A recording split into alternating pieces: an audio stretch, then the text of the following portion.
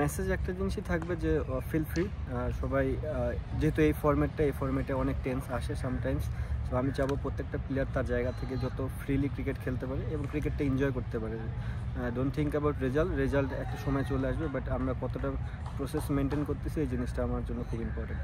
আমরা আমাদের চেষ্টা করব ভালো ক্রিকেটটা খেলার। আর ইউএইর মাঠে অলওয়েজ ভালো দল, তারা এখানে কন্টিনিউ খেলে, তাদের এই কন্ডিশনটা সম্বন্ধে ভালো আইডিয়া আছে। But at the same time আমাদের টিমও অনেক ভালো, আমরা চেষ্টা করবো কোপ আপ করার এবং ভালো ক্রিকেটটা খেলার।